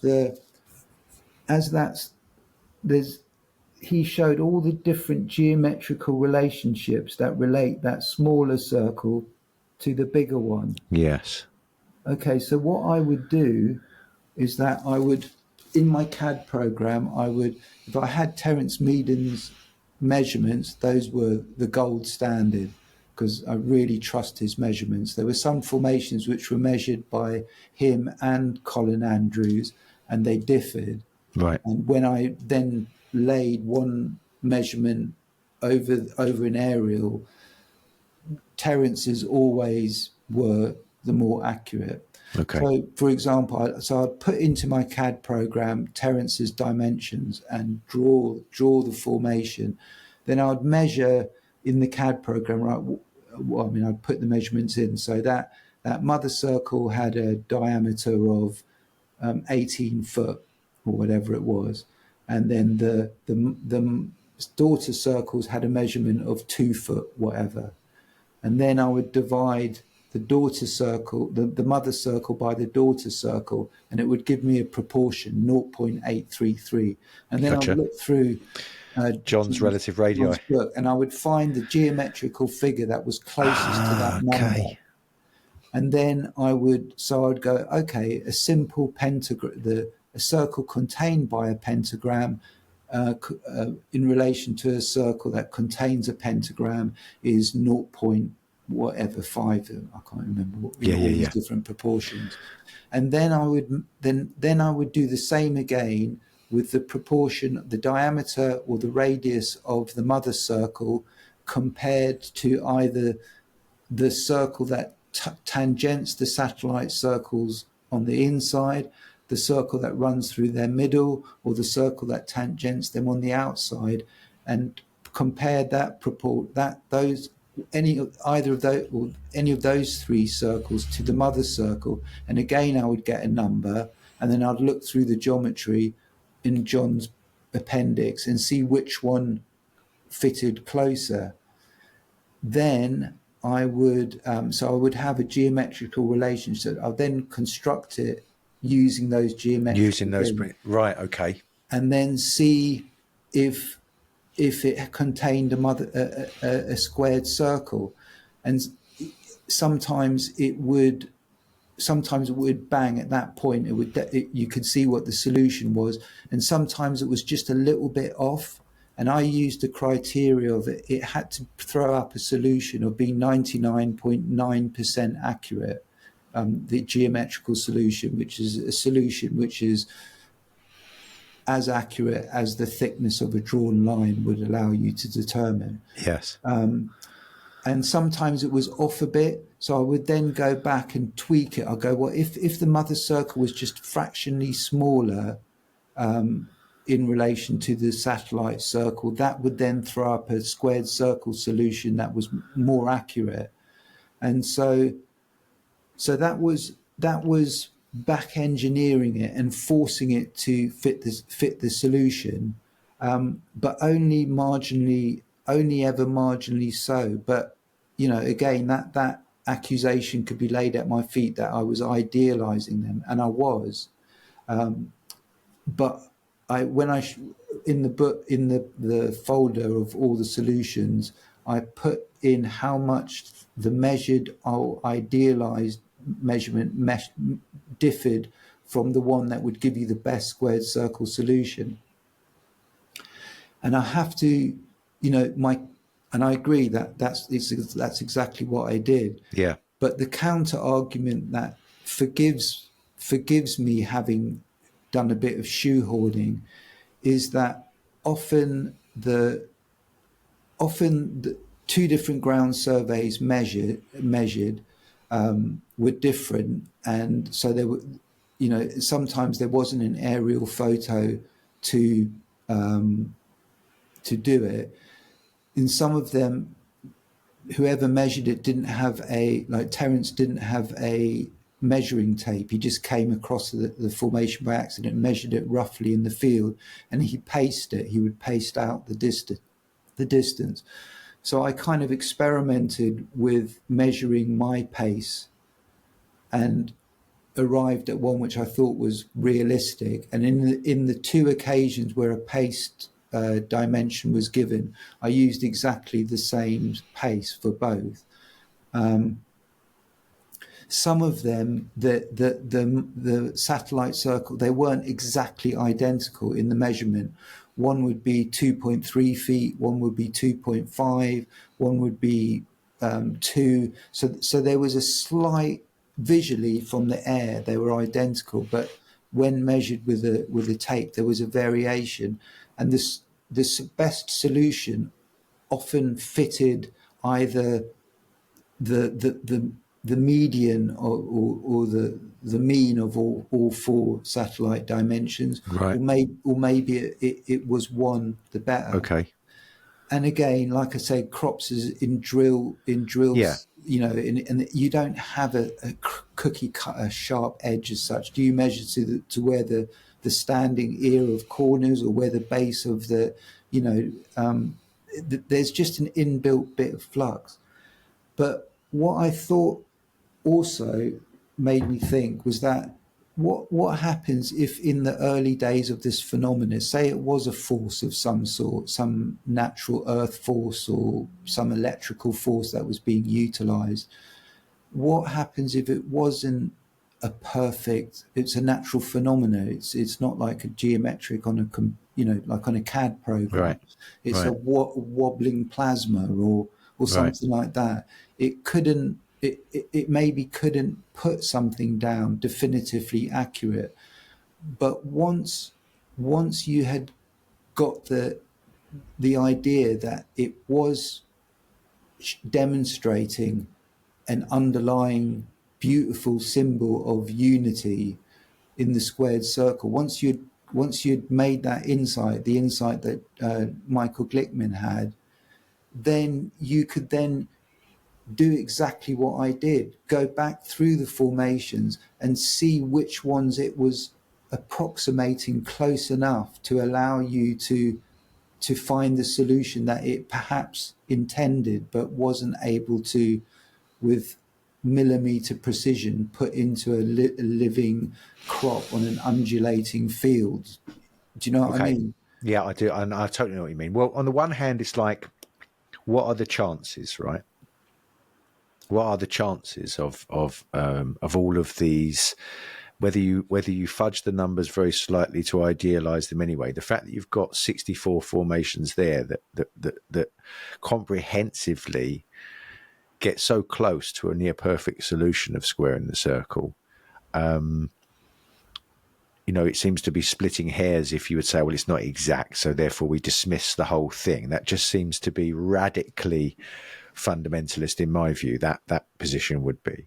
But Yeah. you just mentioned the word intention when we talked earlier. You mentioned that you don't think that any human agents would have intended to make that, which made me think of this Muse that I used in the example of the bass guitarist, you know, channeling some inspiration because of the hours of mastery that she'd put into playing that guitar. Suddenly she just opens up and something new comes out and she riffs something which, you know, I felt by the look, I used her as an example because I just felt by the look on her face, she was there. She was out there when she played that guitar. So I think of it in terms of that. So, okay, if there's human guys going out there making these crop circles, they don't intend to put these squared solutions of squared circles, and they just think we're going to wrang out a crop circle that looks like a spaceship's landed, and then, you know, you come along years later and analyze it and go, oh God, you know, there's solutions in here to an age-old problem. The fact that they didn't know it, if we're going down that hypothesis, if they didn't know it, answers the ego problem, because I can't imagine anybody or groups of people that would come up with a solution to an age-old problem like that and not be able to shout about it for 25 years. Don't. I just think that's like, maybe the Dalai Lama could have that kind of humility, you know, like sense of egolessness. But you know, there aren't many other people, particularly the people that I've met, that say they make these things. I wouldn't have thought they'd been able to keep it a secret. So if they didn't intend it, okay, that answers that. But then when they didn't intend it, then I've got to start thinking about something being channeled through them, this daemonic experience that worked through them, and maybe that intended to do it through them without their prior knowledge, right? I can make that leap as well, you know, because of the Muse and that sort of stuff. But there's still an intention there that you've discovered, or as you say, kind of, what did you say, invented? Yeah, I mean, whichever one or all three of those, They're all up in the air, aren't they? yeah. But the one thing that we do know, whether any of it was intended, or whether it's just some mad freaky, crazy synchronicity. Well, I don't know what It you just call gets too big for 64 of them, and there's probably more. The odds of that, I think, it goes against like the odds of the creation of the universe, and crazy analogies about the numbers when you run with that.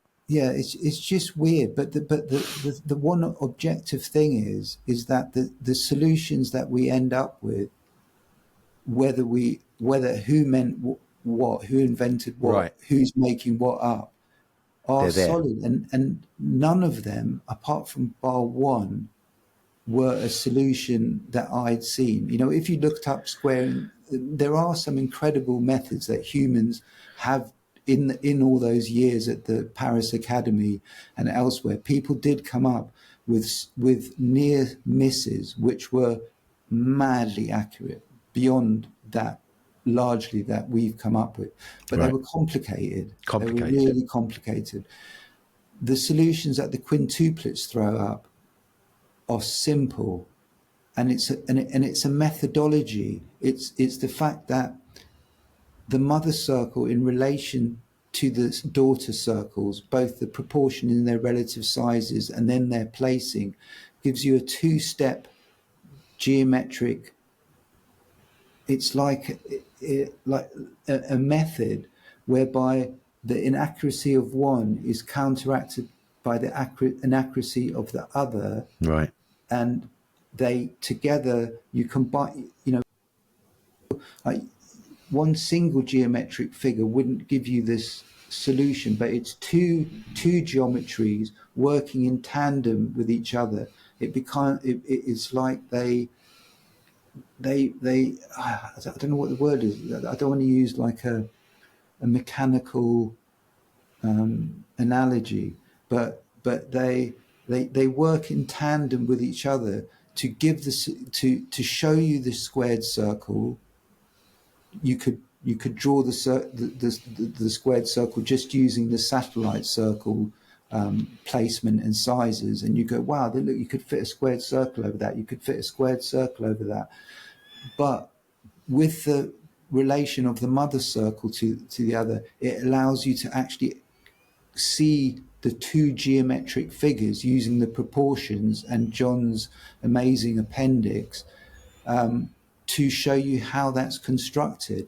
And then you go, my God, who knew that if you used a pentagram, and then if you use two pentagrams and a pentagon together, you can get a solution to the squared circle, which is 99.9% accurate. And I've never seen that before.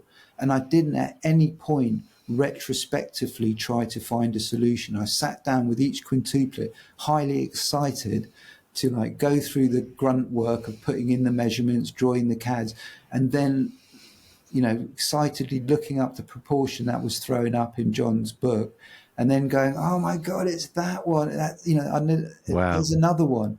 And, a few of them were repeated. They were like maybe three times a particular solution was repeated. But just about every time it was a novel solution. There were a few of the later ones which used a different, in the late mid 2000 ones, the very last ones I discovered, which used a slightly different methodology. So I felt like they gave a cool solution, and it was in there, but it felt like the simpler early ones were, to my mind, the gold standard, because they were consistent with how they did it. The solutions were novel, and they threw up all sorts of additional things, like they could be solved. Some of them could be solved three different ways. And John Martineau's analysis of the Upton Scudamore formation, which, let me just see if I can. It's towards the back, isn't it? Yeah. Yes. There's that one there. So you've got a You can, you triangle can that's defining it. You've got squares. You've got a pentagram and an octagram, which we know exactly 5 right. and 8 relates in music. But All showing the same proportion. yes, So in some of them, that it reflected that you could use two squares to do this, or you could use a triangle, or you could use the crossing point of a pentagram. And there's some of the solutions were like 99.99%, and there was one the first ever crop circle, that weird one, which I don't know if we're going to have time to go into, but that one was accurate to 99.9998%. wow. What one was Which that? that was Clay Hill, 1983. 83. Yeah, so there was in the folder Velspang, Yeah, which that was was first. a quintuplet from 1946. So that was the only non UK formation that I referenced, but I put it in there because it showed a solution, and that was what 30 35 years or whatever Yeah, before the first quintuplet appeared in just the at the end of the Second World War, yeah, 46. exactly. But I worked out that level of accuracy would mean if you drew the squared circle solution at the scale of a mile, so your circle was a mile diameter, Yeah. the the square would be off perfect by an inch over a mile. So you could never draw it that accurately. No, However thin you drew your line, the that solution would be thinner than that. So you can't get better than that, really, can you?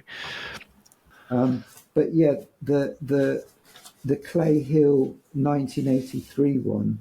Shall I bring that up now then? Yeah, Shall go we on, go through that? bring it up because it's Okay. Clay Hill. yeah, okay. So just hold that shot. Just scroll it up just a tiny bit so Just you a can. bit. Yeah, okay. So this is how I presented each quintuplet in my study. So top left, we've got the idealized silhouette from the measurements that I found were given. In this case, they were supplied by Terence Meaden. And this is then next to it, I show how the squared circle is found. And in this one, it's slightly obscure how the squared circle is determined, but Because it's using those little ones as little daughter circles and yeah, the big ones, it's isn't it? using both the circles, their position in such a way, and then so I put the location, when it was discovered, the crop, if it's known, and where I got the information was, so you could go and back check it. Then Yep. in the two silhouettes below it, I've shown what the silhouette, as best as I could draw it from the actual survey data or aerial photograph, whatever. And then next to it, the idealized. So visually, you can look from left to right and just see how much the idealized and the actual. And in this one, it's 100%. The survey data that Terence Meaden provided and the idealized dimensions that you need to, yeah, exactly right. There's no deviation at all. So whether this was intended or not, that the solution that throws up is in there with no shoehorning, no deviating at all. And the mother circle was, what does that say? Is it 19 meters or 15 meters? 15. 15 Yep. meters, okay. Okay, so you can see that the north-south circles, daughter circles, are bigger Yeah. and they're a bit further away from the mother circle. And then the east-west are smaller and a bit Closer. smaller diameter and a bit closer into the mother circle. So let's go to the next page where I show the construction.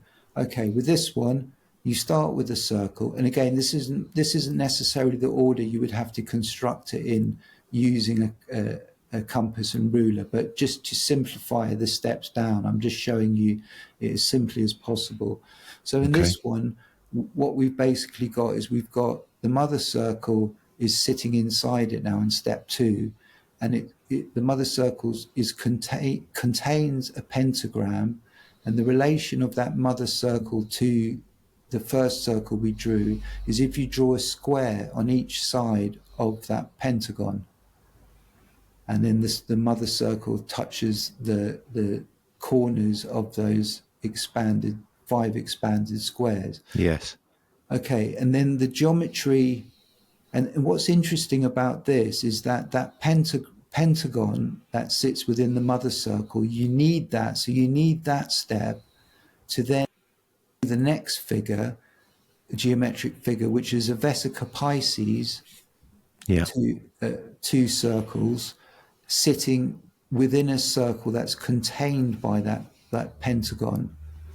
So it's like the geometric step in 2 gives you that central pentagon, which you need to then construct the Vesica Pisces. So the hidden construction geometry in step 2 gives you a component that you need to do step 3.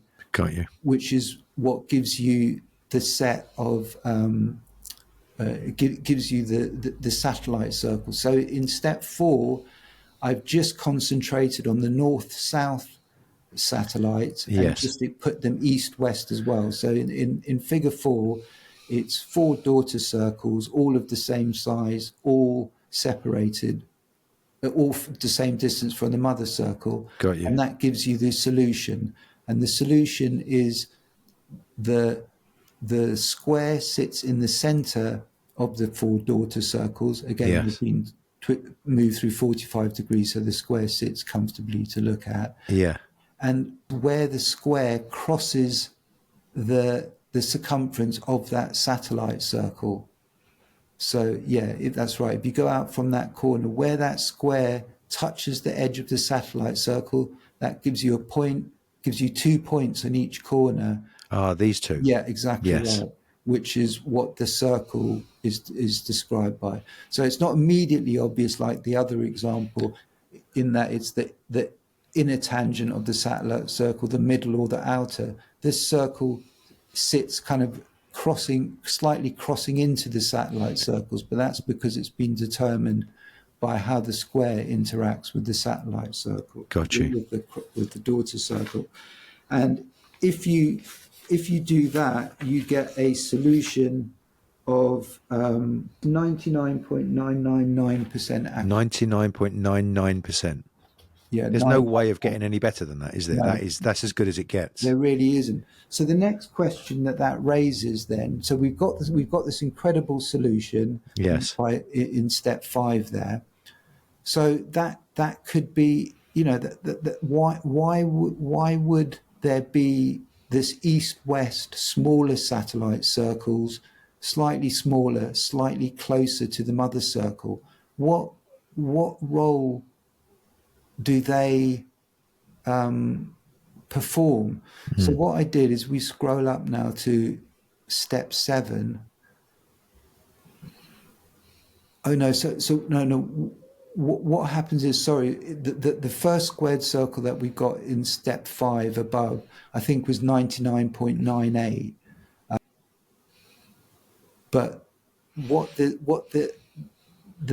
smaller, closer to the mother circle satellites is give you another means of improving that squared circle. And I see. So what you're saying, hang on, because it cut out slightly there, and I'm not sure if it did in the recording, but this is just using the northwest, the north-south daughter circles, and that gives you a solution that you said is like 99.98 or something. Yes, that's exactly right. Now, if in step 7 we've got the satellite circles sized and in place from the previous 5 steps. Yes. If I don't know if we're going to be able to enlarge. Well, what I can do is I've already got enlargements of these, so I'll bring up the enlargement. Right, let me do that. And I appreciate that this, if you're not a geometer, this might be kind of excruciatingly Heady for people. Yeah. heady. But the point is this, most of the solutions are like the first one. They're very, very simple, but this one is just astonishing in what it throws up. So it's, How's that? Yeah, exactly. That's brilliant. Okay, so if we drew a circle that tangents the inside of those daughter circles that we had established in the previous steps. I got it. We're talking about this circle here. Okay. You're looking at that inner circle, the big one that's just touching the bottom of the daughter circles. That's right, exactly right. And if we send out a diagonal from the center of the mother circle out to the center of those 4 satellite circles, it gives you a line which crosses the satellite circles, and the slightly smaller big circle runs through that touches the inside of the satellite circles, crosses that diagonal at exactly the point where the circles, the daughter circle and that Got you. touch. And then you open and you draw a circle with the radius where the satellite circle crosses the square, which is what gave us the squared circle. We can then strike 4 smaller circles. And if we go to the next diagram, perfect. Yep. Okay. So Got you. we've now got 4 And smaller that's our smaller satellites. daughter circle. And that's that smaller daughter circle. And then Wow. I was still like, okay, so that gives a geometric description of how that circle is placed. But again, it's sort of superfluous to the original construction, which in 5 easy steps gave us this incredibly accurate squared circle. Yeah. So what is being highlighted between why construct this slightly smaller daughter circle, which is placed nearer the mother circle? So I thought, let's look at the relationship of the smaller and the larger daughter circles. Okay. And lo and behold, it turns out that they are in perfect octagonal relationship. Describe how. So if we go to the next figure, That one. that's the one, exactly right. And I've just put both those sides, so both of the size daughter circles in the middle, just to center it, just to make it visually easier to see. Yeah. And you can see how an 8-fold star, Wow. the crossing points of star, is the relationship between the smaller and the larger daughter circle. Now, I don't know whether that is 100% accurate. On my CAD program, which I was working to 6 decimal places, it's perfect. That, to me, it's like if you could work backwards, it's easy to construct a square, it's easy to construct an octagon, it's easy, an octagram or octagon, and it's easy to connect it up into a fat octagon style, what this is relating those 2 circles. If you could then find a geometric way of using those 2 circles to construct a circle and a square, it would give you a 99.999% accurate squared circle. In so doing, defines what appears to be an exact relationship between 2 circles, that you could derive a perfect octagram through having constructed an attempt to square the circle. I don't know.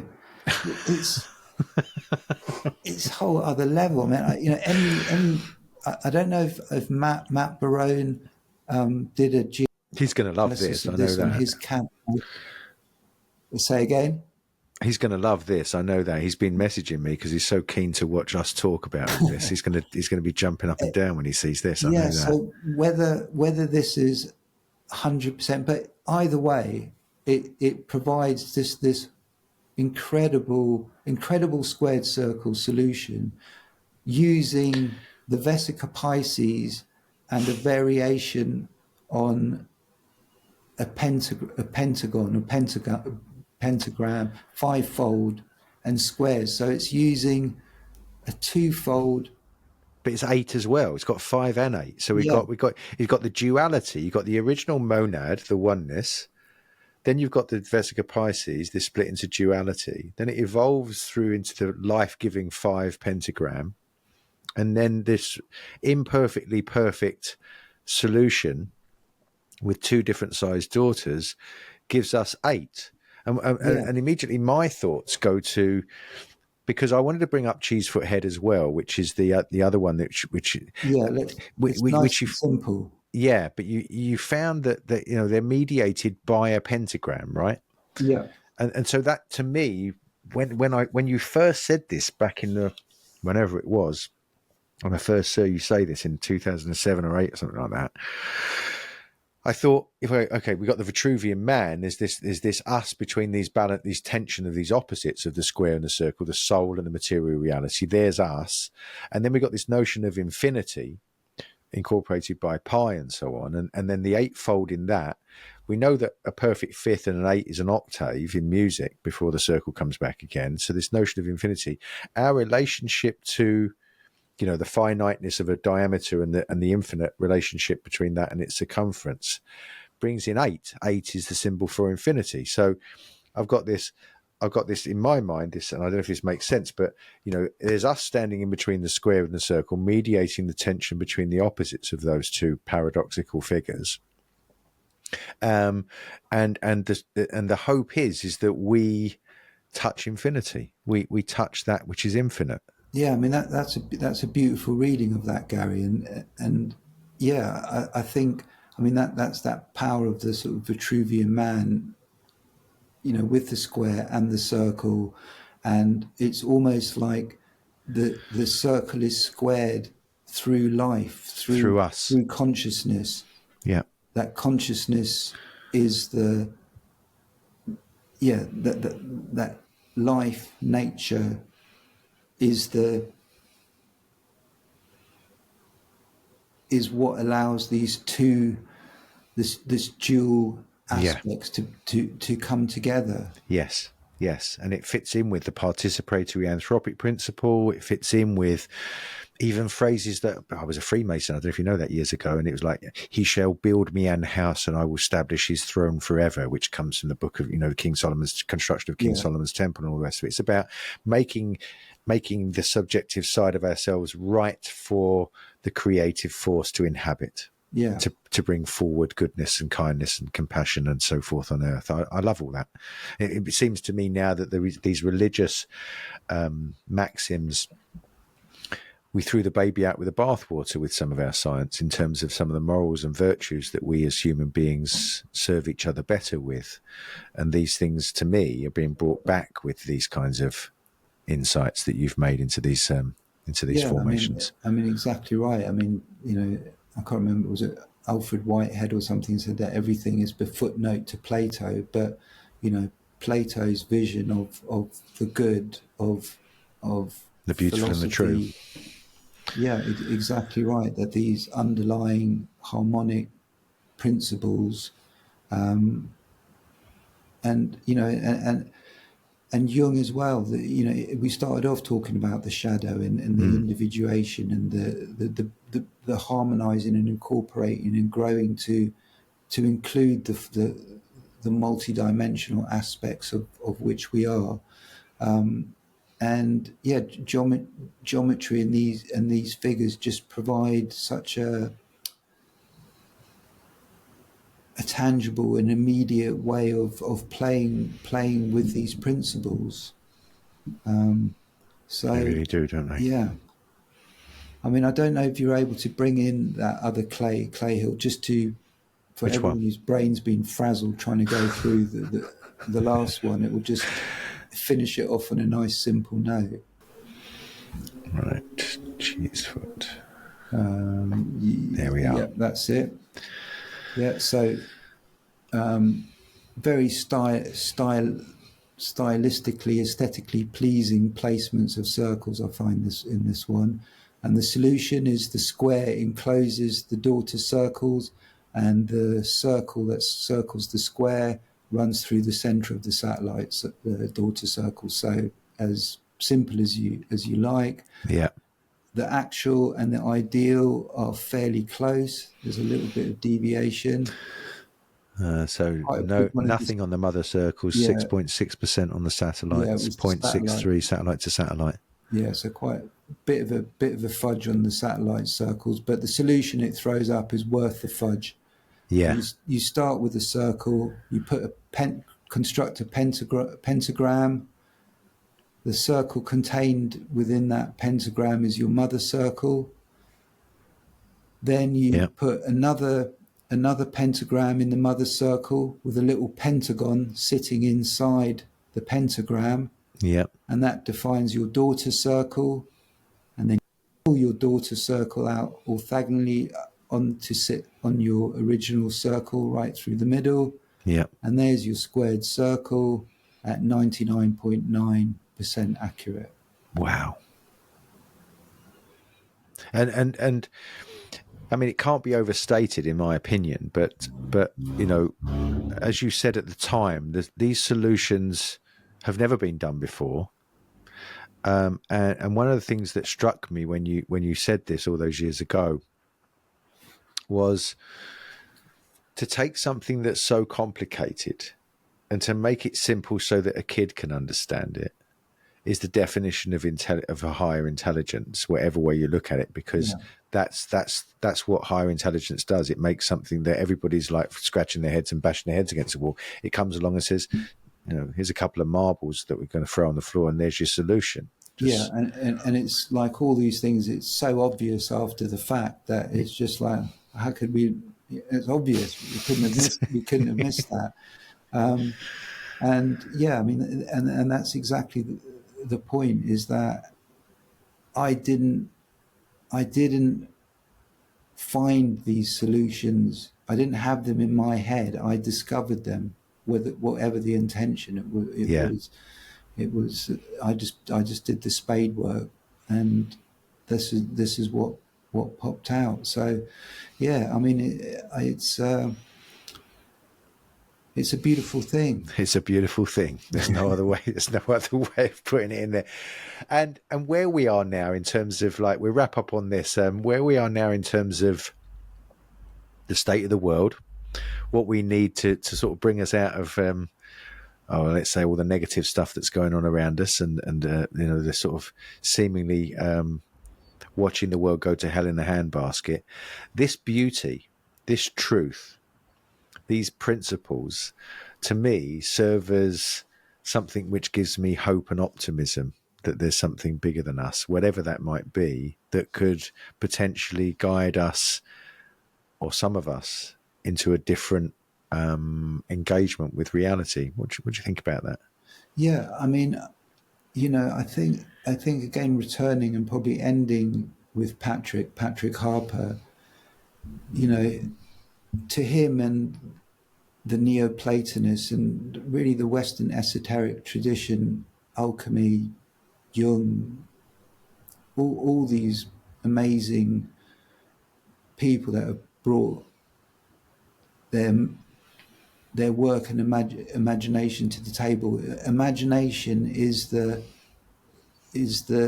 core thread that runs through all these pearls. And you know, for like William Blake, imagination was key, and imagination has been kind of diminished in part of our rational Apollonic discovery into a rational objective understanding of nature, and it's been seen as sort of ephemeral but imagination is, you know, I think is key. Yeah, me too. It's like dreams, imagination feels like it's fed and fueled from something underlying, like, or within, or but something that connects our own individual imagination to a larger imagination. And I think so. It's like almost. I think what the crop circles have shown me, or enabled to sort of different degrees. I mean, it's been a difficult journey. I won't deny I know that. that one. But it's I've arrived back at the point of kind of going, of just seeing afresh the power of the, and I think it's, Jeffrey Kripal talks about it. Many people talk about it. Many traditions talk about it. But I think it's almost like allowing ourselves to unshackle ourselves from just one way of looking at the world.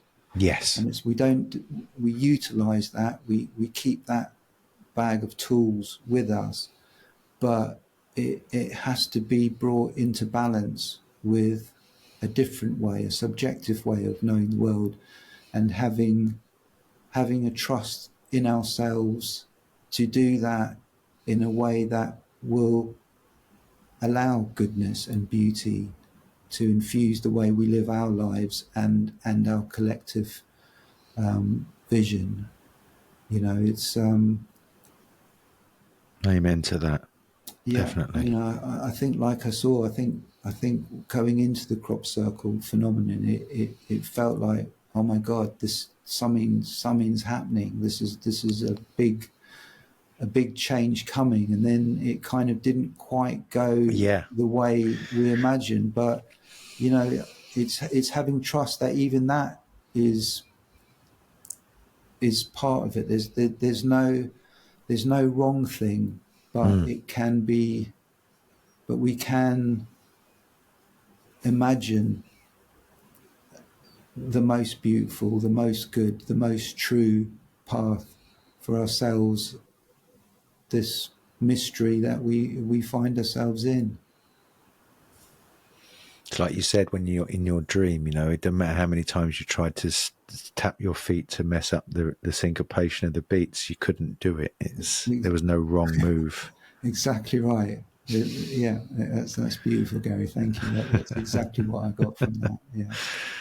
Alan, we haven't touched. I want to talk to you about psychedelics. I want to talk to you about the geometry of creation, this massive body of work which I've had and I've read several times. I have to say, when I first read it, I just didn't get it, because I was a dullard, and I still am a dullard, really, with geometry. I think it was about the second or third reading when I realized that we're not talking about something that's fixed. We're talking about something that's moving and expanding out, like life and growth and stuff like that. And I started to go, aha, okay, and looked at this in a different way. We don't have time to go through this now. Will you come back and talk about it? I'd love to come back, Gary. Thank you so much for being so persistent and in a beautiful way to get me to come on your podcast. Thank you for all the work you've put in to reading my work. You probably know my work better than anyone, and I'm very honoured that you've given time to it. And thank you for all the professionalism and skill that you've brought to putting on these interviews and podcasts, which are brilliant. And just for knowing you, it's been a long friendship, and we've been through thick and thin on this journey, and of course we both have lots of mutual friends, and love Michael Glickman. He was such an influence to both of us. So it's been an absolute pleasure, and thank you very much, Gary. Thanks so much, Alan. I look forward to our next conversation. Thanks so much, buddy. Cheers, mate.